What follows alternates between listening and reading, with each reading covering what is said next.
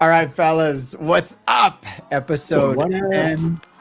Kings of Monaco. Man, it's been a couple of weeks, but nevertheless, we've got some fire topics for everybody. We missed you guys, but happy to be back. LeBeau's holding up our topic for tonight. Come on. Hey, are we clapping or not? Nuggets and Av. All right, we're going to talk about it. Fashion in sports. It's also graduation season, so definitely going to talk about that. We've got some graduates in our families, some GNC stuff that we do not know about. Vince is going to talk about some of that stuff. We got Scotty Scheffler. Did I say that right? Scheffler, yes. Mm-hmm. And we're going to start out with something that is near and dear to our hearts, at least this year. Last year in our 40s, guys. We all turned 49 since the last episode. So, and LeBeau, do we have another topic? No, that topic is later. Towards the end. Yeah, for later. Towards the end. All right. Let's get rolling. Before we get rolling, I'm one of those viral guys, and I've got the viral TikTok brownies, 19 grams of protein I'm about to eat. Wow, 19 grams of protein. That's crazy. In that little packet? In this little packet right there. Check it out. Dude, I can smash 19 brownies in a serving. And Carlos, you might appreciate this. Poppy. Yeah, little prebiotic. That stuff, man. Thank you. I'm a chick. Bro, Vince and I had our birthdays like last week. I'm 49. Yeah. I was gonna say you misstated 50. That. It's actually The Last of Us turned 49 as of the last podcast that we did. Because I'm 49. I feel like for the last 10 years. No, that's kind of what we said. The last of the four of us entered. The last of the four of us entered our 40s, or entered our 49th year. Last year in our 40s. Last year in our 40s. Hey, and that's actually a big deal, fellas. Like, thank God we made it this far. Like, things could have been totally different in life. Like, who knows? You know what I mean? And God bless us for getting it this far together as friends and all that good stuff. I think that's actually kind of an accomplishment that needs to definitely be highlighted for sure. So I wanted to bring it up. I thought it was kind of cool. The kids ended up getting me a gift, which it's not like a big gift, but it's really meaningful because you guys remember the show Friends? I really liked the show, but there was one scene out of this show that was probably one of my. Was it Pivot? No, that scene was funny too. But Joe, why don't you play that scene that I was talking about? All right. Hello? Joey, it's Ross. I need some help. Chandler's not here. Well, you can help me. Okay. Listen, I'm in Elizabeth's bathroom. Nice. No, I got really hot in my leather pants, so I took them off, but they must have shrunk from the sweat or something, or my legs expanded from the heat. I can't get them back on, Joey. I can't. Oh, that is quite a situation. Do you see any, powder? Powder, yeah, I have powder. Good, okay. Sprinkle some of that on your legs. It'll absorb some of the moisture, and then you can get your pants back on. Yeah, hold on. He's got that flip phone over there, bro. Look at that. Yeah.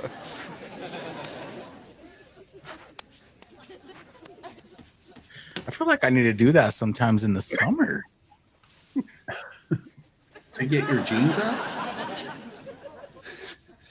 No, chafing. They're not coming on, man. You see any, Vaseline? Great. Dude. I see lotion. I have lotion. Will that work? Yeah, sure. Throw some of that on there.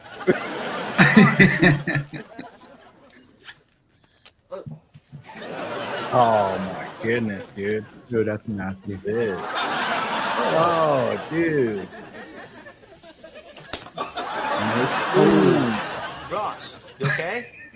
There's they're still not coming on, man. And the lotion and the powder have made a paste.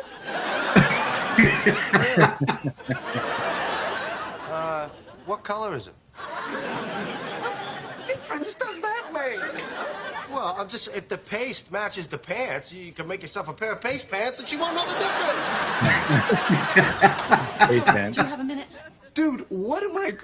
Rachel's here, so good luck, man. Let me know how it works out.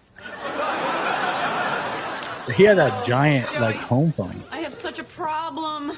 Well, your timing couldn't be better. I am putting out fires all over the place today. Oh man, that was good. So did you the get kids, paste pants? Yeah, I did get. Yeah. So the kids got me this pop character as Ross with his pants around. Face pants. That's good. So, sorry, that was loud. So now we all feel as old as Carlos. So that's the whole point of it. He's catching up as he's frozen. Yeah. Am I frozen? No, not anymore. For a second you did, but Sorry you're good about now.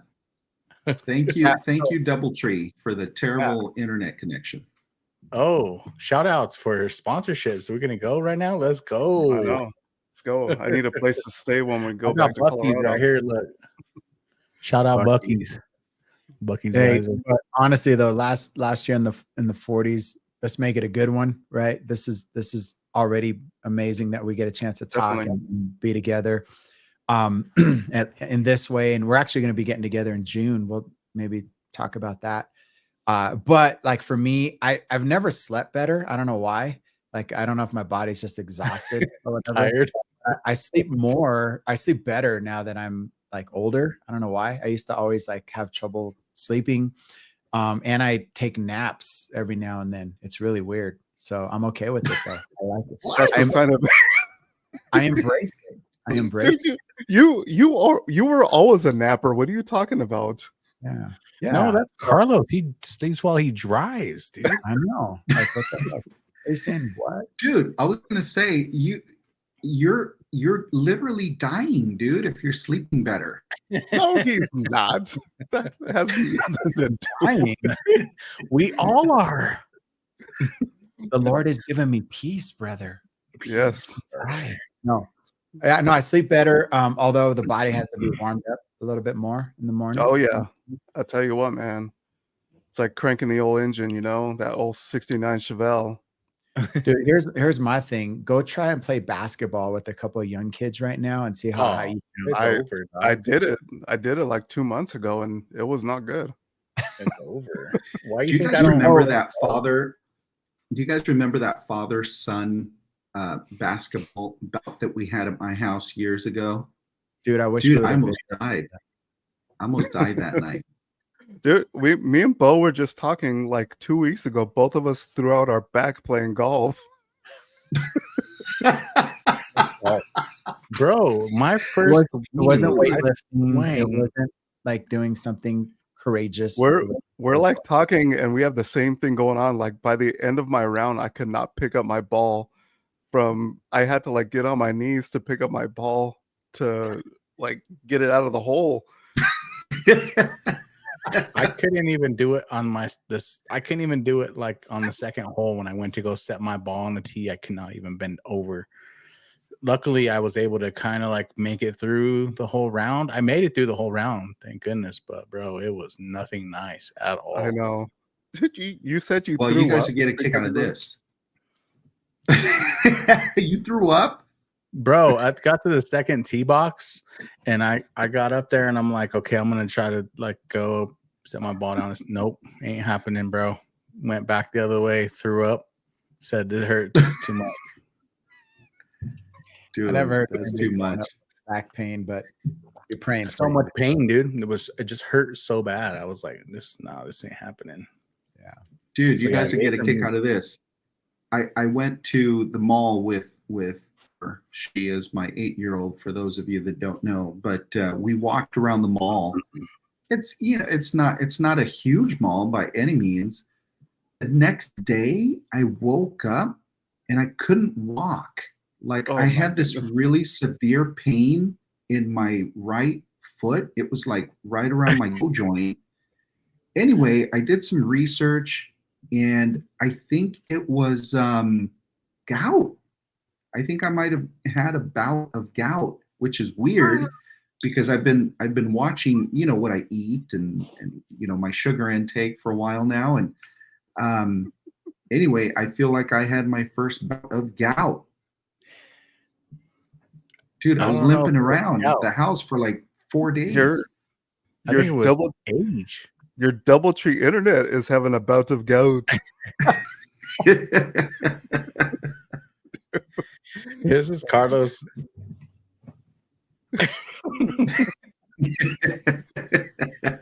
Sorry, guys.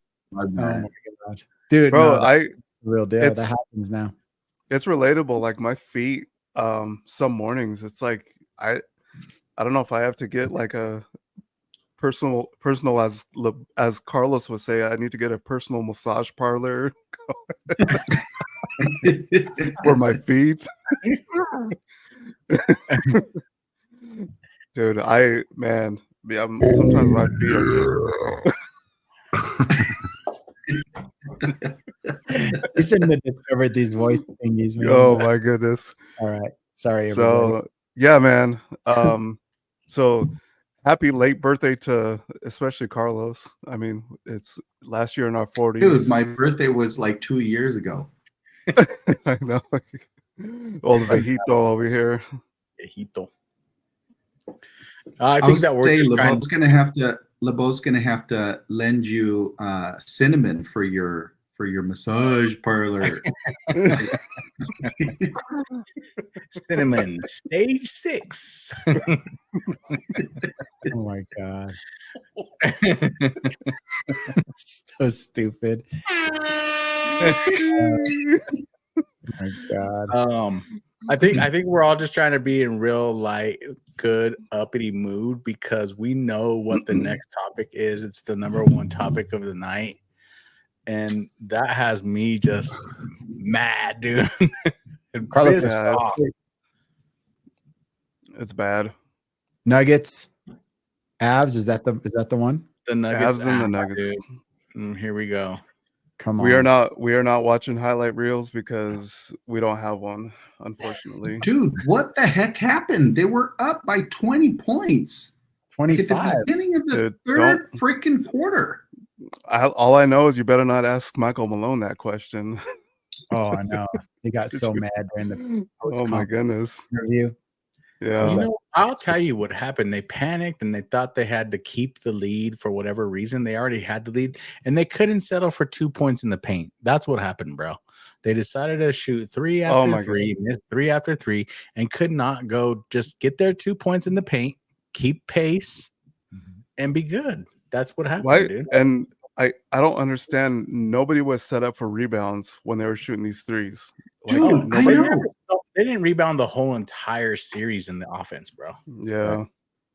It was I mean, as much as I love the team, and I think that sometimes teams like get to that point and you have to know mentally they're thinking, man, we already won one. We're like, let's just get to our next year because we already won one. And I honestly think that these guys think this way. I don't know if Jokic thinks this way because I think that gear's just always going for that guy. I mean, did he only sit out for 1 minute that whole game? 1 minute. I believe that guy's gear is just always going, but I think there are some of those guys who are, and actually I was impressed with Christian Brown coming in, and because he was a real fire starter for the team, but I just think some of the guys, I don't know, you just didn't see the passion and the hunger as much as you've seen from Minnesota. So I mean, I think Jokic, I was watching their post game and he was asking, do you think the better team won? And he was like, well, duh. Yeah, they were the better team. That's why they won. It's like they wanted it more. At this time, they are the better team. So At the end of the day, if you're up by 20 or 30 points, you get the ball back after they score every time. Mm-hmm. You have to let them score 10 to 15 times more than you when you get the ball back every time, right? And that's like wild when you get the opportunity to score after every time they score and you still let them catch up. It's just like I said, it's just that hunger. Yeah, Michael Porter, man, what the heck? What happened? Yeah, I don't know, man. I'm telling you, they settled for the threes. Jokic missed like 7 before he hit that one. Yeah. And they felt like under pressure to shoot the 3 for whatever stupid reason. Well, I think their whole thought process was don't stop shooting because at some point the fire is going to come on. You're going to start hitting them and then you're good. So you got to keep shooting, but I don't know. Either that or just like when you get to that point where you're just shooting in the perimeter, you just don't have the energy that you did in those first two. Maybe they just exhausted all that energy in the first 2 quarters and they're like, let's just kind of use up our energy, like save our energy for the fourth quarter. And they lost in the third quarter. That game was lost in the third quarter. The momentum was shifted and they lost it. But I remember I was taking Solomon somewhere at the time, and so we stopped to get ice cream, and we're like feeling really good about ourselves because they were up by 25 points in the third quarter, and then it was like I got home, like what the heck happened, man? Oh, dude, it was truly unbelievable. Like it was 2 different games. Yeah, it was 2 different games. The whole crazy. The whole series was like that. Like it was like Jekyll and Hyde the whole series. I mean, that game 6. What the heck happened? 45 points? Are you kidding me? It is really interesting to see like how drastic one night could be from the next in the NBA and how that happened even with the Pacers and the Knicks. Yep. Like it was drastic. It was like bipolar. One day they were on, one day they were off. And you can't be on every game, but yeah, that was to be that off. Yeah, to be that off. Like everybody was off in game 6. Like nobody, it was just crazy. Yeah. And let's talk a little bit about like because so obviously Nuggets won the championship last year, and I believe they're still like a good core to that team, but it's hard to repeat. Everybody says it's so hard to repeat as a champion, and Avalanche are kind of the same way. They won 2 years ago, and last year everybody was like, oh, they're definitely repeating. And then that whole situation with Val Nichushkin, I don't know if you kind of know about. He entered into a rehab program, just couldn't get things straight. I felt bad for the guy. Pray for guys like that who are dealing with that kind of demon, whatever it is. They just can't get over. Feel bad for him. I mean, to the sense of his addiction, I feel bad for that part of him. Yeah, because on the other side of things, I want to punch him in his face, dude. Because exactly, back. Exactly. Same situation. We're in the middle of the playoffs, have a chance to really make something, and he's just like he does it again. But first, that's the biggest thing. Like praying for the guy's mental health and mental like addiction that he has to whatever he's dealing with. So to him and his family, but it just shows you how much it affects the team. They're like, well, these guys are warriors, but it's like, man, when your brother goes down, it's like your whole level of, man, we're just playing a game right now. Our brother is like suffering, and now, so it sucks as a Colorado fan, Colorado sports fan, to see both of our teams just kind of fail in that way. But what it's just a game to us. It's just a game. It's fun to watch. It's so much fun. But I will say though, I am one of those. I'm one of those guys, and this isn't championship thinking at all, but I am one of those guys that takes some sort of solace in knowing that we were almost there. right? Like Yeah. when you think about the Nuggets and the Avs, they were actually really good teams for them to get to the semis, right? And really made a run for it, at least in the Nuggets case. Again, it's not championship thinking because you never settle for anything less than a championship. But at the same time, man, as a city, we still have a lot to celebrate. We have a lot to be happy about. We have a lot to look forward to in the next season. It sucks losing the way that we did because I feel like, statistically, probably Denver was the better team. And they probably should have won that series a lot more convincingly than the way that actually played out. But, there's always next year. I'm not sure if we have any players that we're potentially looking to lose in the offseason, but I am looking forward to next year. Same thing with the Avs. I think we have a great coaching team. I feel like next season we've got another shot at it. But yeah, it's fortunate that both seasons, were short-lived. But at the same time, we're in the semis, man. That's something to be proud of. I used to tell Solomon that all the time, and he would be like, "Yeah, but it's not the finals, Dad. It's not the championship." I'm like, "Yeah, no, I get it." That's what I was telling these guys, that it would be a little satisfying if Minnesota went on and won it all, like convincingly, because then you'd be like, "Well, there you go," Right. So I don't like Anthony Edwards anymore. Not after he waved bye to our fans. I was like, I wanted to punch him in the head. But then I got to remember, this is somebody with nothing but talent and only 22, so no brains. He's just all talent, but that was so disrespectful when he did that. I was like, oh, dude, that guy doesn't care about anybody's feelings. I'm telling you, that guy. Players do that all the time too. He gets that from his dad, Jordan. You know what I mean? Yeah. So. he's pretty ruthless. I think that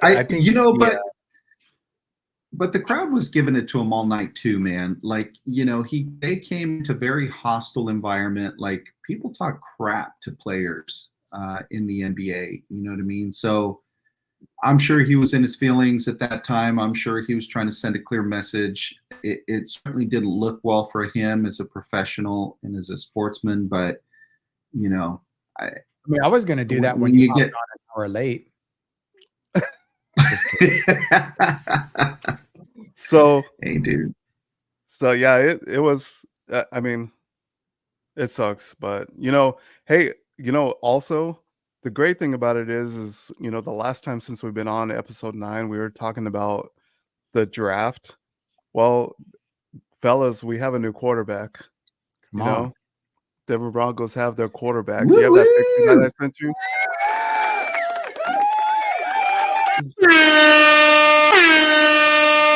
Sorry. Oh my goodness. Hey, Joe, did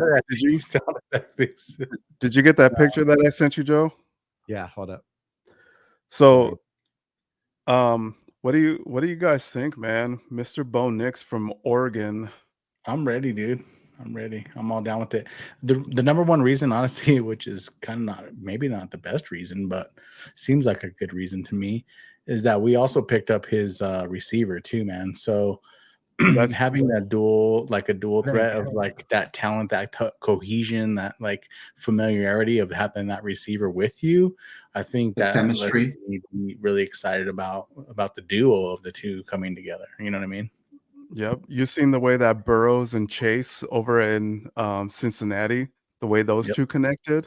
Same stuff. Are we gonna see that in Colorado, in Denver? I'm excited, man. I think that's the great thing about like sports, man. The entertainment. I tell everybody, any reality show there is out there, nothing compares to sports. Football in general. I love football, man. Football's one of my favorite. I love watching it. I love my son when he played it. It's like it's just so much fun. But a picture of him when he played. I'm trying to get that other one up right now. Oh yeah, there's your boy right there, dude. That's for our next subject. We're going to be talking about Which we can head into that too if we want to, man. That's no big deal. Photo, by the way, Vince, of Bo Nix. Sorry, I didn't get it. Yeah, that's that was our new quarterback right there. Just joking. I'll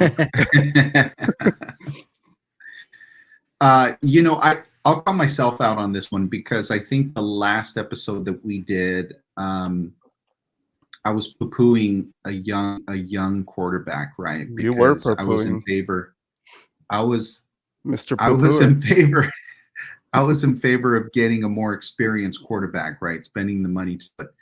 I still feel that way, although I will say that, with Bo Nix, it'll be fun to watch. I think it'll be exciting, if they end up putting him in. I don't know if they will. Are they going to end up starting him? I don't know. They might sit him for the first season, but either way, I think it'll be fun to watch him grow.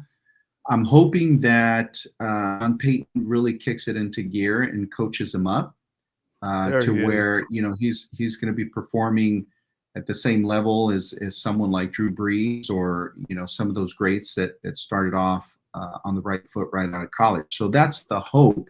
I am excited for it. I say that now because we haven't watched football in a few months.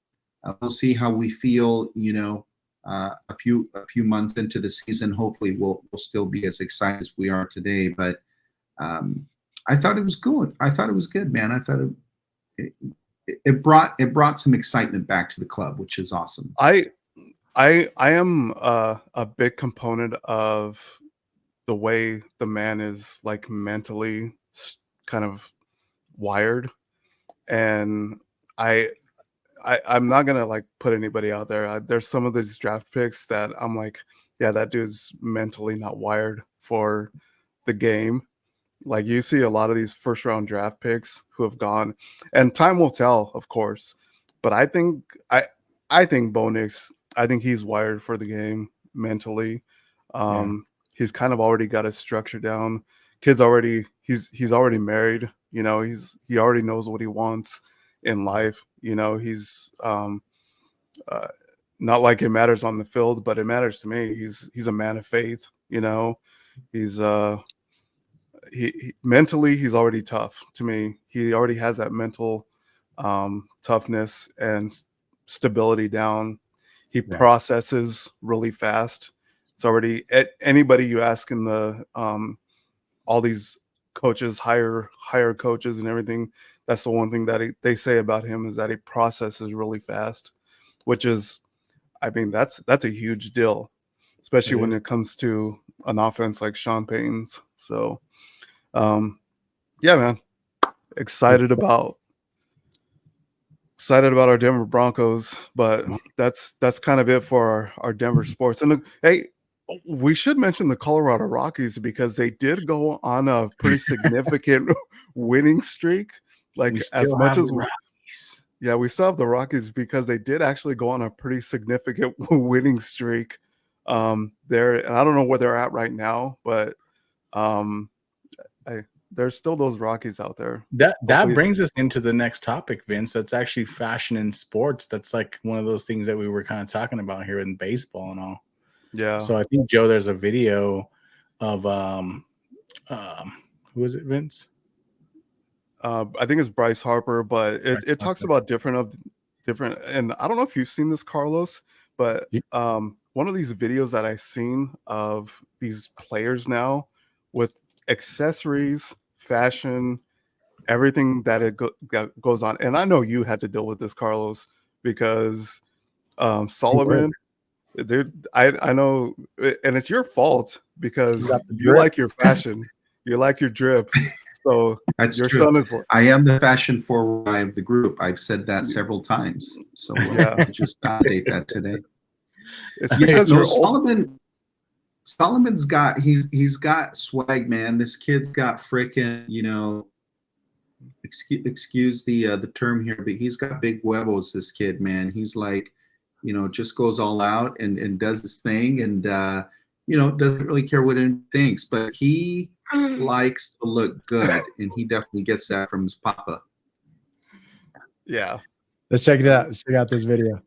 Drip class, part 1. Today we're going to be talking about socks. I'm going to be showing you all the necessities you're going to need for your socks to look valid. Number 1, white medium length grip socks. Bruh, if you rocking this or this, you're a bot. When we put the grip socks on, then we're going to take our long cut socks, make sure they're not too long or too short. When we put the long socks on, you know you can't rock them like this, so you got to fix them. To rock the perfect high sock, the length is the most important part. You're going to want to leave a little space between your shorts and your sock and not too much space at the bottom of your sock. If you're rocking your socks this high up, you're a clown. Then the last thing, you know we need our matching tape. Make sure it's a skinny piece and not a fat piece, and put it right over when your sock ends so your socks don't fall down. After this, you got the perfect high sock tray. Oh my God. You're a bot. You're a clown. I love the way they talk. Dude, you're a clown. Go play some of the other ones. Play a couple of the other ones. And I got one more here. One more. I'm about to put y'all on real quick. Today we're talking about the Whammons dripping basketball. First up, and this is the most common thing I see Whammon wearing, it's the knee pads with the thigh exposed, and plain and simple, that shit is atrocious. Then we got the shorts tucked into the compressions, and if you're a dude, that's sus. But if you're a girl, it's kind of cool, it works. Then we got your hijab buckets. Wallahi, that shit is fire. It's like Hoodie Mellow, but religious. Then we have the Whammon single leg sleeve. Yeah, dude. What? I get it, dude. Like, what's crazy is, are those even functional? Like, do they even serve a purpose, or is it 100% just aesthetic? Is it 100% just about the way it looks? So we could blame one person. I really think, well, I mean, who really set it off. I think one person that really set this off is our coach up at CU, Deion Sanders. Because the whole thing about you look good, you play good. I mean, but you got to look good, you got to play good. That, I mean, there is some truth to that. You know, you look a certain way, you play. I mean, you could even attest to that, Joe. I put a video of you because, I mean, I'm going to give you a shout out because you always look great, you know, up there on your cycling channel. You're always looking good and fit. And I thought the cycle drip. No, dude, that was a Joe. I was trying to give you some props, bro. Thanks, man. Thanks. Joe got the cycle trips. Let me got the cycle drip. Don't be sus though, Joe. The cycle high stocks. Yeah, go ahead. Don't get bought, Joe. Don't get bought. Don't get bought. Yeah. But yeah, man, I think don't be capping on him either, Vince. Don't be capping on Joe either. I know. I think it says. What do we really mean right now? No, because I think that's a lot of viewership does come from that, and I'm not saying just because Joe's the hot, you know, guy on the cycle. It's not all about that, but people are like, man, this guy looks professional at what he's doing. He looks like legit. So right, let's see. Here we go. You got that jawline, Joe? You will believe it not. I never ever to the fourth throne. Look at him go. Look at him go. Sing the song and it goes like, raise those hands. This is our party. Yes. Come on. Yeah. That's our boy right there. Oh, I need to breathe after that. Dude, I thought it went backwards because you get a little older and you got to do something that looks young. You know what I mean? That's 100. The viewers coming, you know? Not yeah, but I mean, I'm not saying because that's you're doing something you love, but you want to look good. We talk about it all the time. We want to look good at what we're doing. If we're gonna do it, let's do it right, you know. And that's kind of whole that thing. But I think sometimes it goes a little too far. Like I was, I don't know if that other video came up with. They have those new sliding mitts that I'm like, what are we doing here? Like I seen a video of this coach had like 10 sliding mitts, like he's holding the first baseman coach. I'm like, dude, what are you doing? You're like a babysitter for sliding mitts more than you are a coach. Let's check it out. Let's check it out. Gloves might be the hottest accessory in baseball today. Stars across the league are wearing the oven mitt-like gloves, and they aren't afraid to show their personalities. You got Bryce Harper repping the Philly Fanatic, and Ellie De La Cruz has a tasty touch to him. I don't know why these videos. I understand why they're doing that, dude, because it freaking hurts when you pull your thumb back or a finger sliding in. But But dude, they're not doing it. It's just like the whole thing of like they're not doing it for that. They're doing it more because it looks cool. Like the younger players are doing. No, it doesn't look cool, but they're doing it because everybody else has it. What, like, if you don't have money and your mom is like the cheapest person alive, she's gonna send you out there with an actual oven mitt. And the kid's gonna be like, Mom, I can't go this. She's like, you're gonna use that now because you asked for it. Here you go. I spent $2 on this thing. You better go out there and use it. But I sort of feel like that trend is truly like a player started trend. Like somebody was like, dang, I don't want to jam my finger on a slide, right? So they came up with this weird, ugly idea. Whereas like the sleeves and the socks, I feel like that's more of the big sports apparel manufacturers, right? Like they decided we need to sell more products. So let's come up with some sleeves. Let's throw it on a buff guy, right? Let's throw some advertising behind it. And that has zero function. Whereas like the oven mitt thing actually is functional, right? And there's practicality to it. Well, there's the other thing with like a lot of the baseball players back in the day, and LeBeau, you could probably attest to this because when you were coaching baseball, a lot of the players wanted those necklaces. They're supposed to be for balance and other things. They were probably wanting those, right? They wanted those, and they wanted the certain types of sunglasses. And it's like, you don't need all that stuff, man. You like, it's like one player said it worked, and everybody was like, oh, it looks really cool. So everybody has like 20 of these, Let's take it one step further. Sorry, let's take it one step further here. In the NFL, dude, you're starting to see so many more players rock their bling on the field, like these huge chains. It's like, really? So you don't expect to play hard enough to where that chain is just going to get ripped off? Really? That's where we're at now in professional sports. Or you have a keep to leave ripping it off. Rip it off. I know, dude. That's crazy.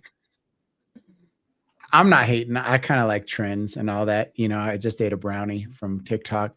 But here's what I want. All high, dude. You need a special Mile High brownie. Protein brownie, brah. Okay, so here's my question to you guys, and I want to put together the whole 49-year-old and the new slang and the new drip and the new trends. Okay, because let me ask you guys this: how long does it take for you to be okay with a new trend that you're like, dude, that's you guys are saying that now, and then like a week later you're saying it too? Like LeBeau just said, dude, don't be capping on Joe. That's like lying, or my son says, oh, dude, that's canon, bro. And I'm like, can't that, which means that's like the original. That's like, legit. Or we're going to pull up, instead of, hey, we're coming over. We'll be there in a minute. We're pulling up, like, how long does it take you guys as 49-year-old men, right, to be okay with, adopt new trends, new clothing? Are you just there? And then how old is too old to sound too old to be doing that? Like I really think there's some things that I will adapt to that where I'll be like, oh, that's pretty cool. I'll be using that on my next conversation. Or like somebody or they wear something, or I see somebody younger wearing something, and I'm like, yeah, I'm not gonna wear that because I'm gonna look like a tool bag if I wear that. Dude, I like it. I'm the opposite. Well, I do have like not a satchel, but like a fanny pack that I wear across my. At your age, it's a satchel. Satchel. Me too. I love it. Right? Isn't it the most, like, for me, it's very functional. Yeah. Yeah.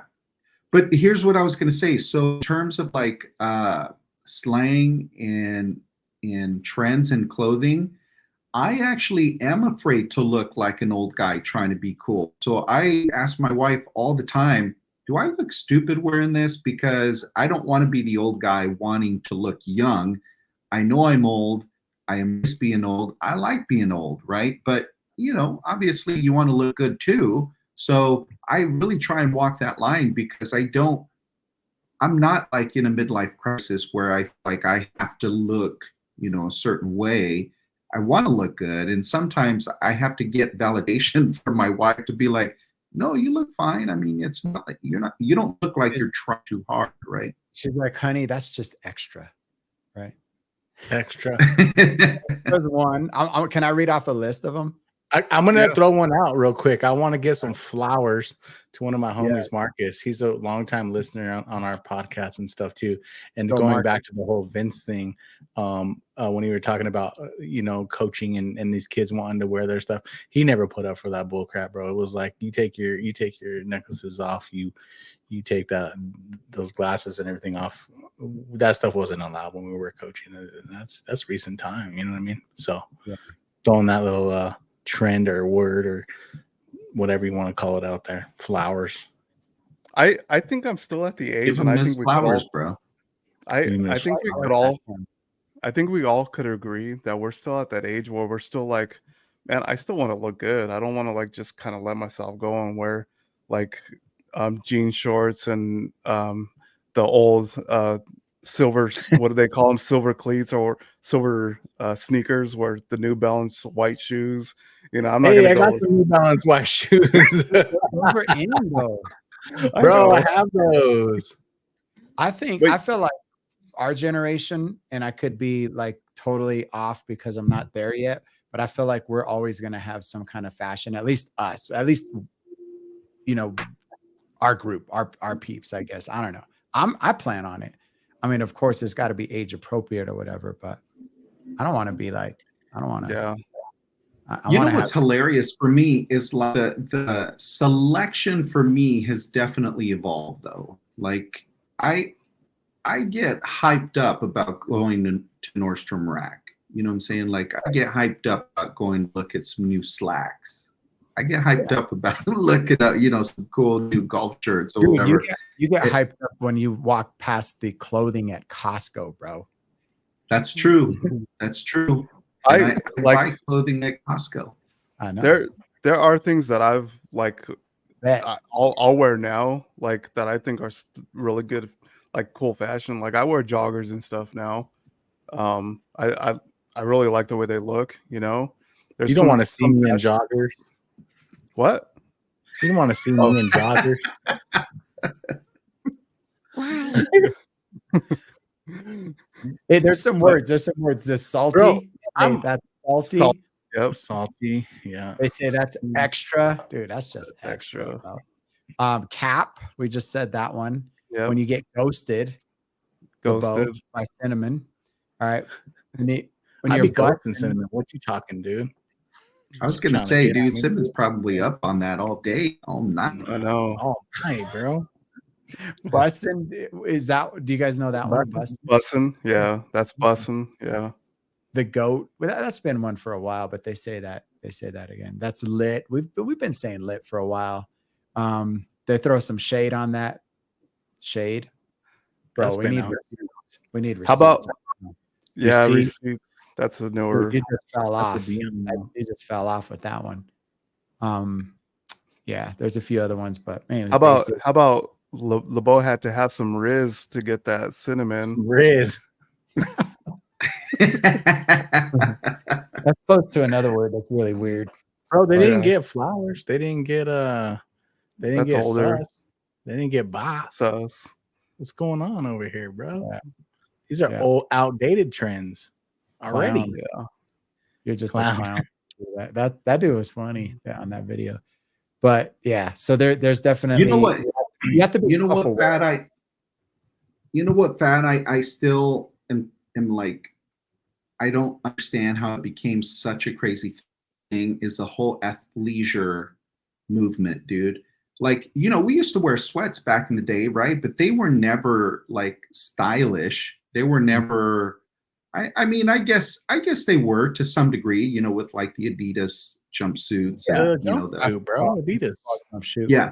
But but they were worn by our community, right? In the inner city. They weren't worn universally by everybody, right? And now you have like all of these crazy athleisure wear brands that are marketing to everybody. and everybody's wearing joggers, everybody's wearing yoga pants. Like, I don't think you could go in one public establishment today where you won't see one woman wearing a pair of yoga pants. Like, that's crazy. That Lululemon got some on point.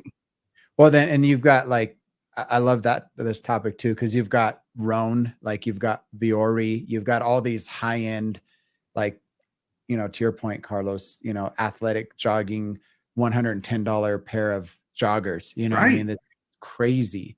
Like, and they're in. You know, they double as I can go out in these and I can work out in these. Like I can do either or. So it's kind of fun. Actually. And I could work from home in these. Right. Yeah.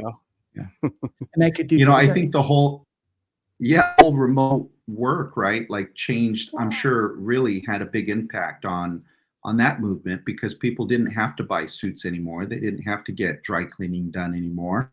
They could just stick to their Lululemons. All right, stretchy pants. I'm gonna say what I have on right now under the desk. You don't have to. Crocs. Oh, dang. And these have the little, you know, felt in them. I will say, I just lost a little bit of respect for you with that move.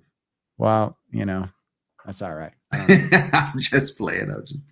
But yeah, Crocs are crazy. They've been around for a long time, right? And you either love them or you hate them. I think people that wear them love them.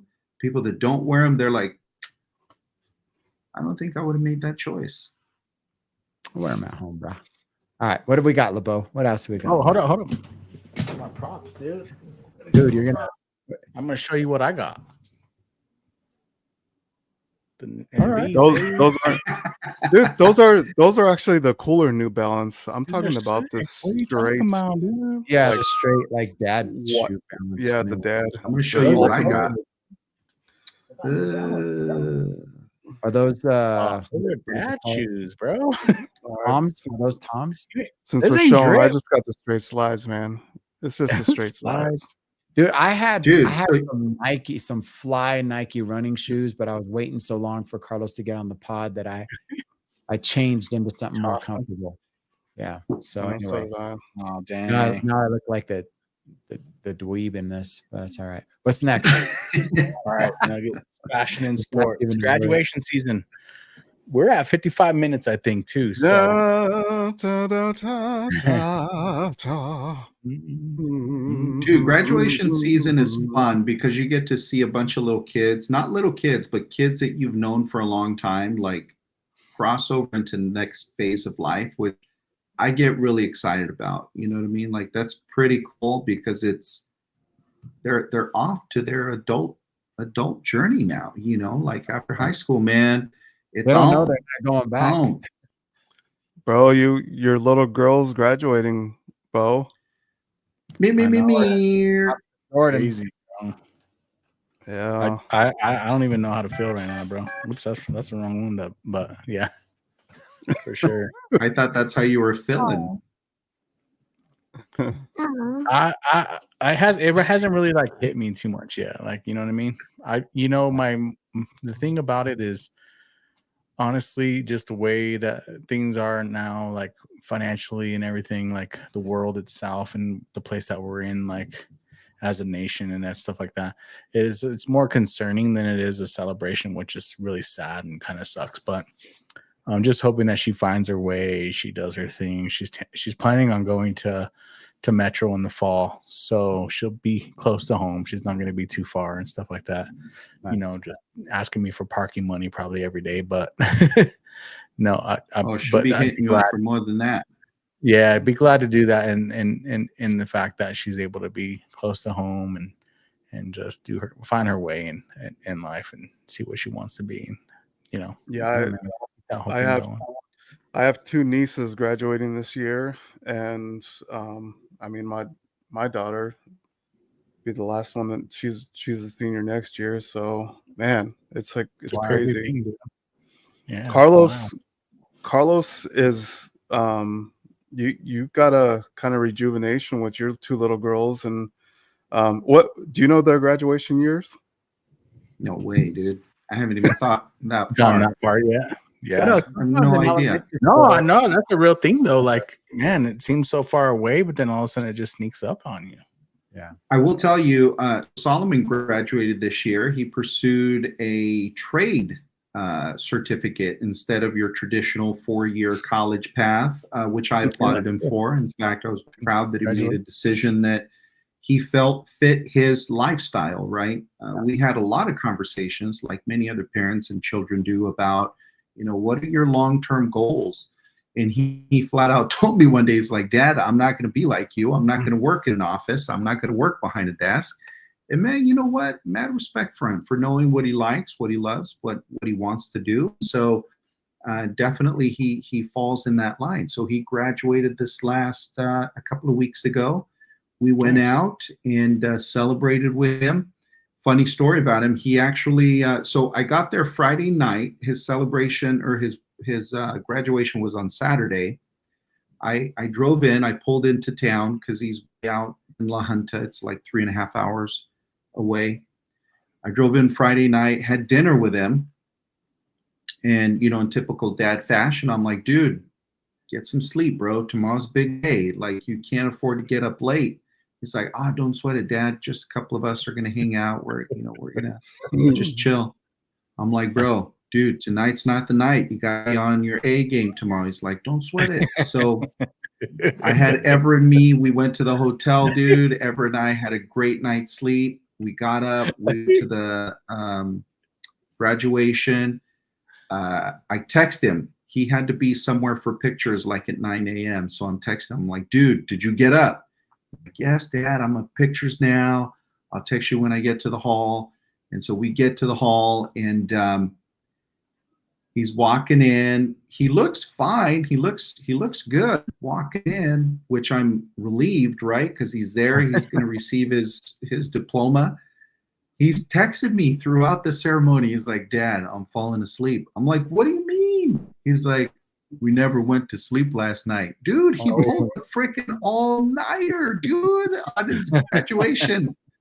Like, bro, Heck yeah, dude, it's exactly what I was telling you not to do, bro. So anyway, he made it through, got his diploma.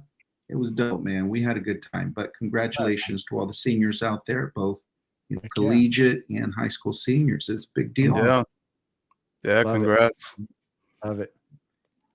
All right, what are we moving on to? We got the next topic up here is GNC stuff. All right. Uh-oh.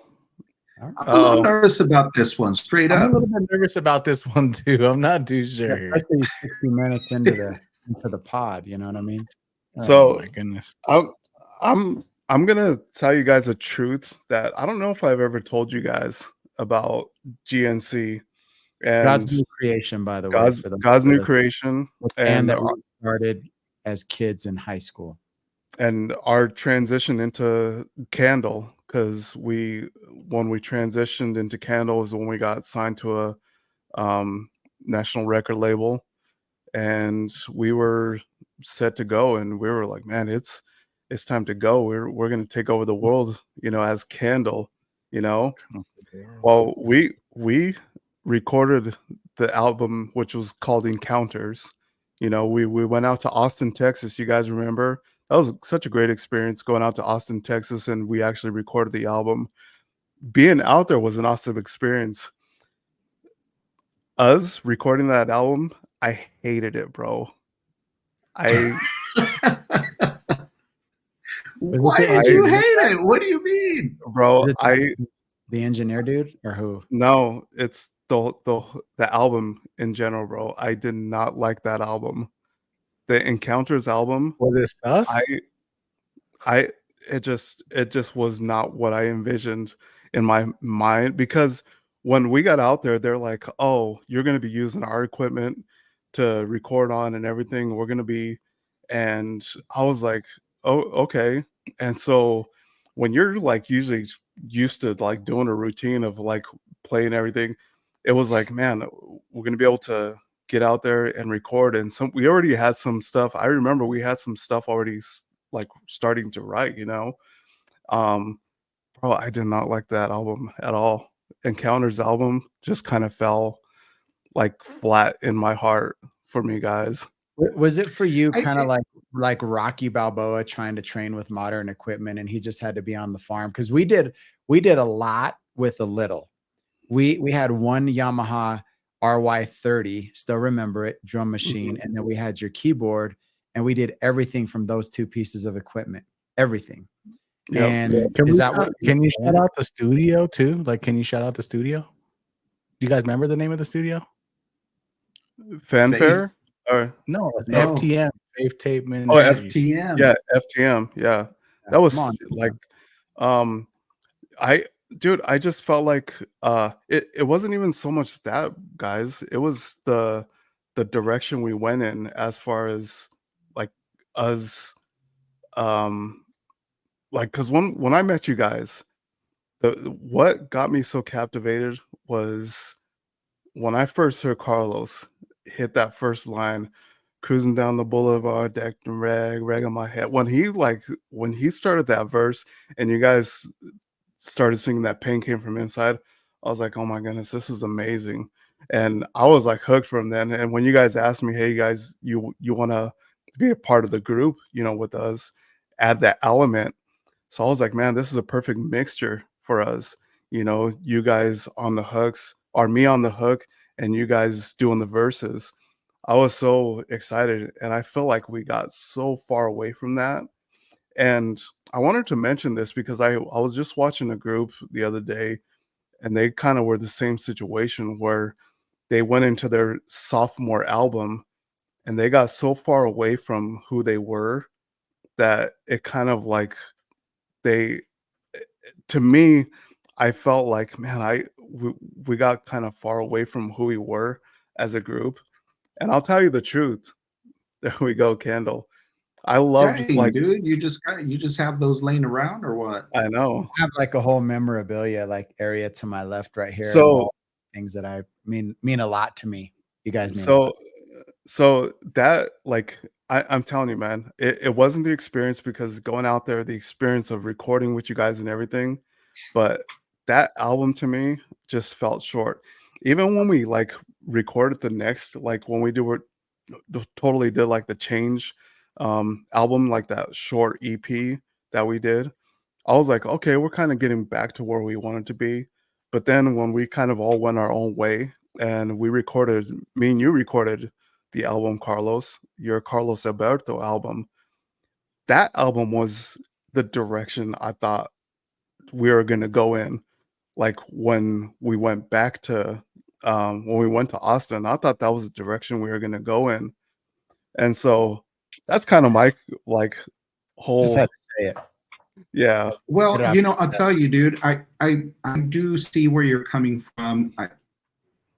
I feel like as a group, we definitely evolved quite a bit, from days of something to think about to encounters. There was a lot of growth that happened both personally and artistically, right? And so I think that we were really trying to find our niche in gospel music.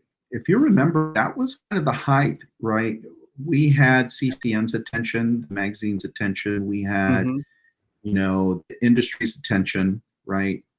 We had done shows with where Mark Heimerman was in the audience, and we had played on the same stage as Newsboys. So we had grown a lot as a group and as artists, but I feel like we were still trying to find.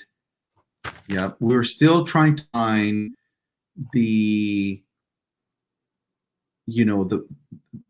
hole that we were trying to fill. You know what I mean? And so I think that Encounters was a bit experimental in that. We were trying to find our voice, and maybe that was the piece that you didn't like because you felt like the final product really wasn't our voice. And I agree with that. I think that Encounters was a phase that we went through that we embraced and we had a lot of fun doing. But at the end of the day, I don't know that it's representative of who we were as a group, from an artistic standpoint. Now, obviously it's us. We wrote the songs, we performed the songs, we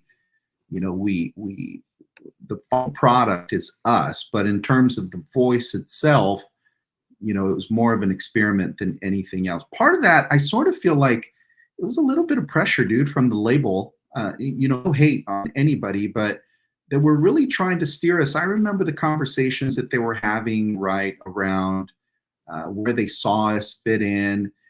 At the time, the term boy band started coming around right in the mainstream, and I feel like the label really wanted us to fit a version of that, not necessarily exactly what was happening in the mainstream, but they wanted us to be the pretty boys in gospel rap. They wanted us to be that commercially friendly product for them, and I feel like we felt a little bit of that pressure, and that's why we infused more melody, we infused more harmony into the overall music, which I don't necessarily regret. There's some great songs on that record, dude.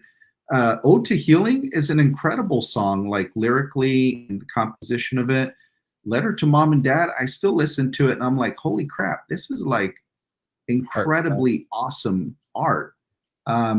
Magic, dude, the flow of it was just really fluid, and it had some really cool like transient feels to it, and there are a couple of other songs that I feel like the rhymes in it were really solid. But anyway, all that to say that I agree with you. I think that the final product, the voice wasn't necessarily our voice. I feel like we were trying to find a voice that we thought maybe someone else wanted for us, and maybe that was the piece that we fell flat on.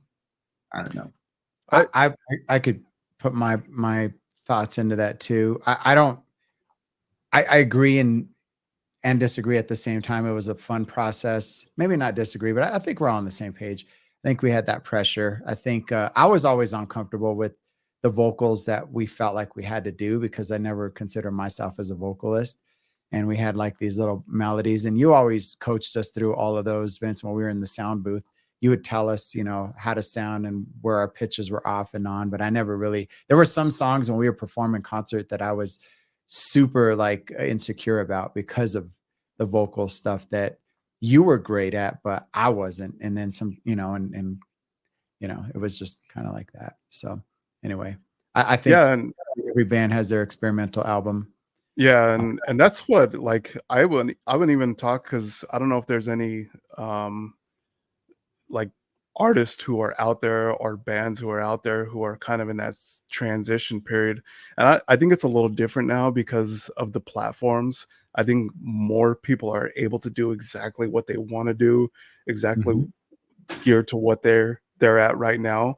Because in essence, like, the major labels are kind of being taken out as much as they don't want to hear that. But with the social platforms, you just need to go viral, and it's like, boom, you're set off to where, I don't know if you guys remember that redheaded guy. He sang a song. Man, I wish I could remember his name, but the dude, it was kind of geared towards the government. He didn't mean it. You know who I'm talking about? Trying to remember his name now. He sang that song and it went viral. It was actually one of the top songs on the charts. And he's like, I didn't intend it to be this way, but he didn't need no record label and anything. He just kind of blew up like that. Even there's this kid who just went, like, he's top 50 right Oliver now. Hampton. Yeah, there you go. This kid right now who's like top 50 in the United States out of all charts. He's a Christian artist. He kind of does the whole singing, rapping thing.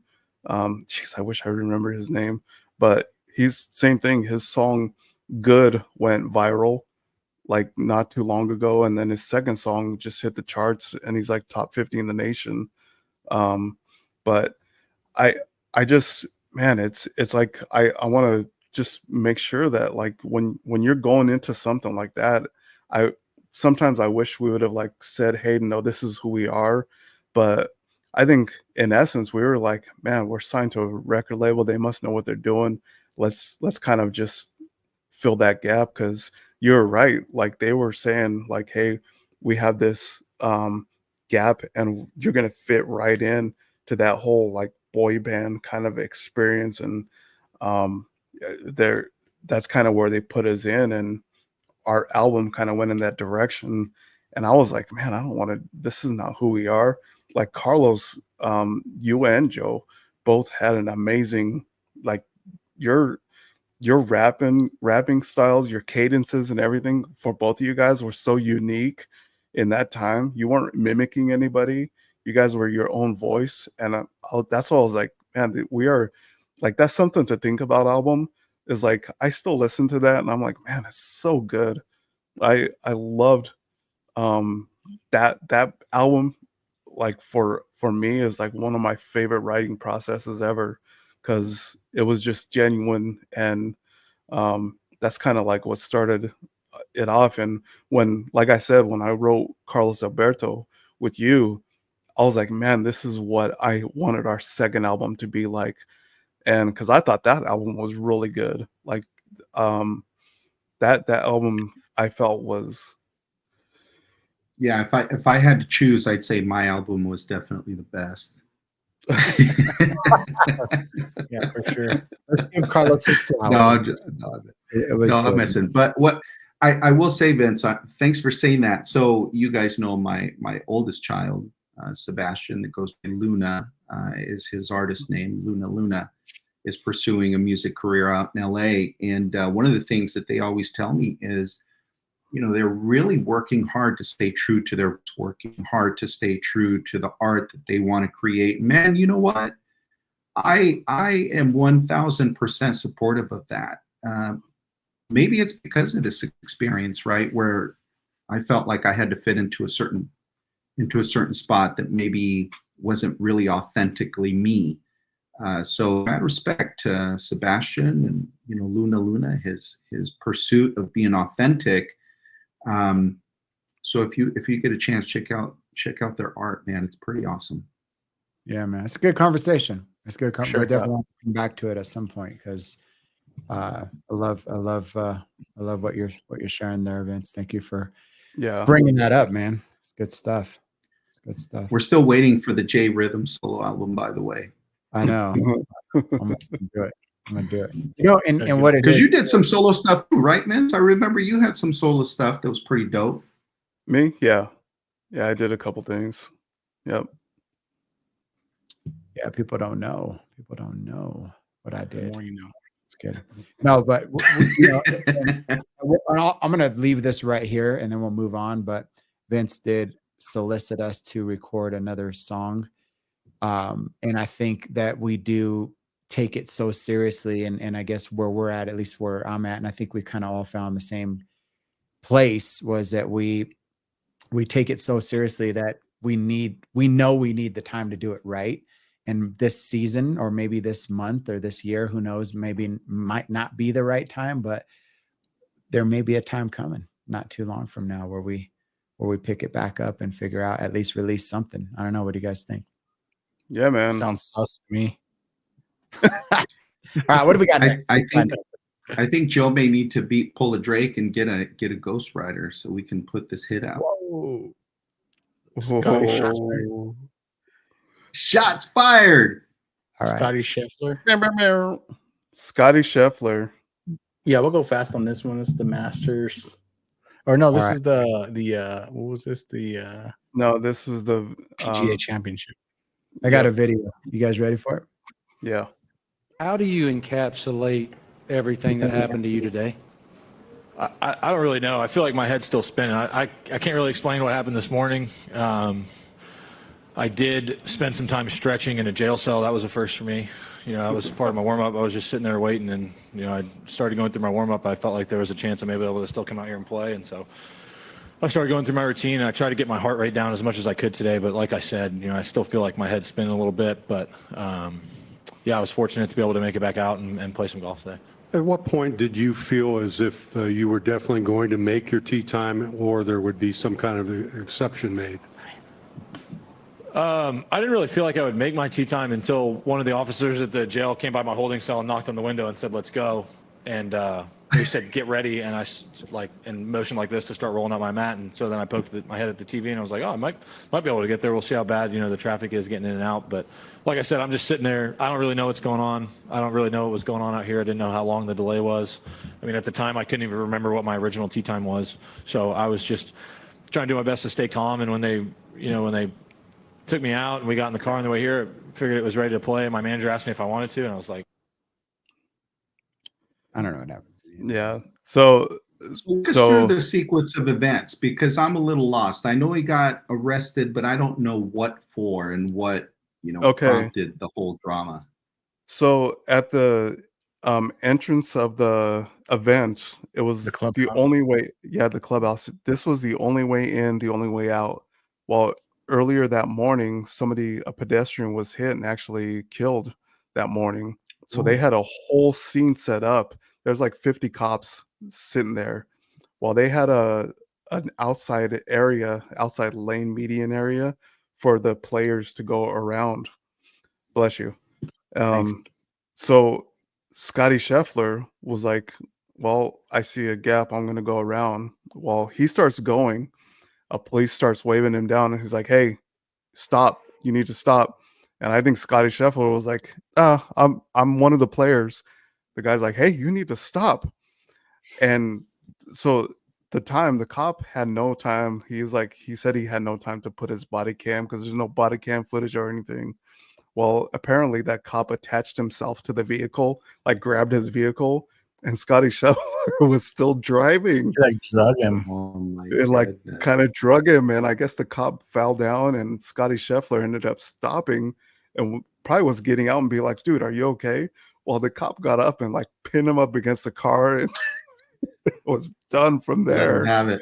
Yeah. So, but there's no, like, they're trying to get, I guess, Scotty Scheffler's. I was hoping there was more information, but I guess right now they're looking for as much footage as possible, security cams or whatever, to actually show, because that's the biggest charge is assault on a police officer.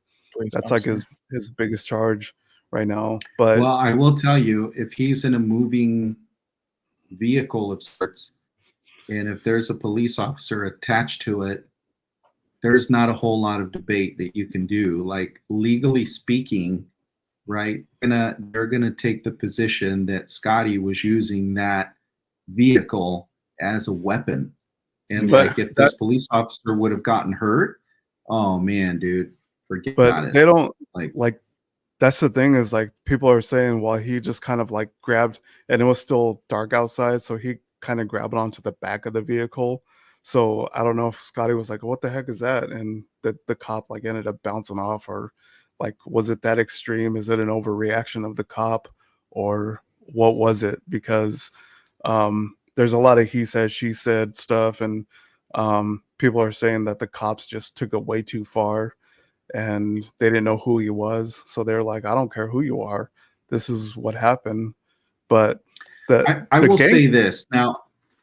I have my bouts with police enforcement, right? With law enforcement for reasons that stem back to our childhood, right? So I have this love-hate relationship with law enforcement. At the end of the day, though, I will tell you that police officers do have such a crazy hard job. They put their lives on the line every day, right? For other people. They prioritize the well-being of society above their own well-being, and arguably the well-being of their families. Right? So if they get hurt, can you imagine what that does to their families? So the utmost respect goes out to the law enforcement community. Whenever you have a situation like this, man, like if a police officer is telling you to stop, why in the world would you not stop? It doesn't matter like what you have going on, and it doesn't matter where you're going. If a police officer is telling you to go a different direction, dude, go a different direction. In my opinion, they're probably going to end up settling out of court. Scotty Scheffler's lawyers are probably going to write this police officer a huge check, and then it's all going to get gone, right? But my point here is that Scotty Scheffler should have been a better human being about it. Regardless of what his motives were, he should have been respectful of the law, and he should have been respectful of the officer, right? And complied, man. Like, what would it have cost him to stop or to go in a different direction, right? This whole mess could have been avoided. And shame on him, man, for not doing it. It's my opinion. It might not be popular, but it is what it is. No, it's true, because there was even reports where that the cop himself didn't have like the proper uniform on and stuff like that too. So even though he didn't have a proper uniform, it just sounds to me like you're saying, Carlos, just the disrespect of the authority itself. Like, if someone's out there and they're trying to direct traffic and they're not a cop, but they're directing traffic and all that stuff, people try to always take advantage of those kind of people all the time. So maybe this is a good lesson for like he thought he was a little above. He thought he was a little above the authority. The little traffic guy. Right? I'll tell you one thing. I don't condone what he did, but I thought it was a little gangster for him to go out and shoot 66. Dude, it's like, man, I get a bad text, hey, Bree texts me, hey, you didn't feed the dog today? Dude, that screws up my game. 105. You go to jail and go and shoot a 66. Oh my goodness, man. Like once again, I don't condone what he did at all. Did he apologize? I don't know. Like in that, I don't know if he really seemed apologetic in that. No, I don't know. No, dude. Like, maybe it's his lawyer saying don't apologize, because when you apologize, you're admitting guilt or something, But I don't know, man. It's whatever. I just thought it's one of those today topics. It's a hot topic right now. So I wanted to see where you guys were at with it. I don't know. Apparently, even golf players could be gangsters. I guess so. Yeah. Hey, so why don't we end on a lighter note and modern tech in our generation and above? How we do? Oh my God. We're gonna. I got one story I want to share. We'll try to wrap it up here, guys. Let's check this out. 10 a minute. No menu. 10 a minute. We decide what we want to eat? Yeah, we don't got no menu. Now, what do you think? Are we magician? No, the menu's right there. You just got to scan the QR code. What are you talking about? The fucking square? Yeah, that's it. I don't think I'm understanding what you're saying. How the fuck am I supposed to read this? It's a bunch of lines. There's no words on it. So you use the camera on your phone to scan the QR code and the menu pops up. You shit me. What is it? You gotta scan it with the phone. Ma, you can read? I can read the dates. Mario, the menu's on the internet. You gotta use your phone to scan the thing, and then apparently it shows up. Oh, telephone. You done got one fucking paper menu in the whole restaurant. Hello, Siri, what's on the menu? I don't think that phone's gonna work. Come on, just a fuck. You ain't gotta want a paper menu, bro. I'm gonna for go real. I love tech. I love modern everything, and so I try to learn it as soon as I can. I don't know if you guys have struggled with anything modern, but with that said, my mom, she's pretty good at tech. She has an Apple Watch. My mom is the only person, let me just say this, for at least 2 years who had an Android phone and an Apple Watch, and I don't know how they communicate. I don't know.